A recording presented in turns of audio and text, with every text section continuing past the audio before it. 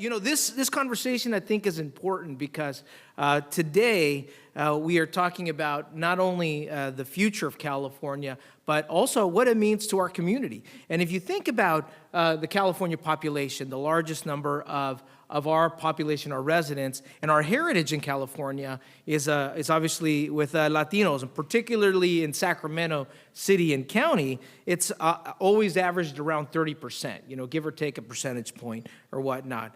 And even deeper than that, if you think about California, what its strength and base and where its power was, it's been in its people. And more importantly, in its gente. And if you think back even Sacramento, like Sacramento even further back, 1849, when this city was founded, there were the Californios who were the ones who had all the power, okay? They had the influence, they had the strength.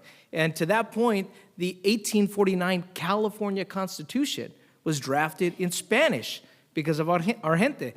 And they translated it in English for these new immigrants that had come into California.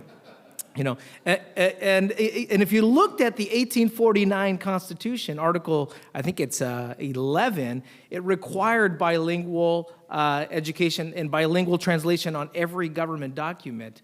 And that, to me, tells you power, right? So now, for those of you who did study, basic engineering or basic electricity, we know that power is voltage and current. So potential energy and kinetic energy, And for Mexicanos, we know what our kinetic energy, it's known as ganas, right? It's a term, like ganas, you're moving it through, you're gonna do it, dale ganas, échale ganas, right?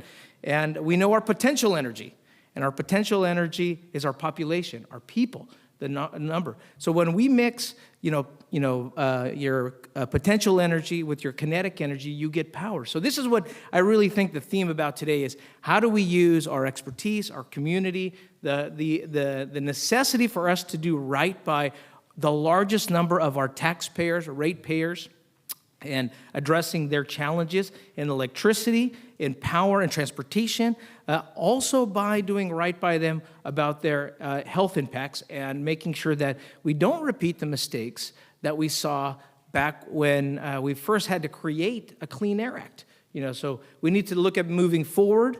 I like this idea of the energy stack. I don't know, my wife made lasagna last night, so I thought about it as more as like an energy lasagna. But so with that, I just want to say bienvenidos. Welcome to Sacramento, si se puede, and let's go do this. Thank you very much.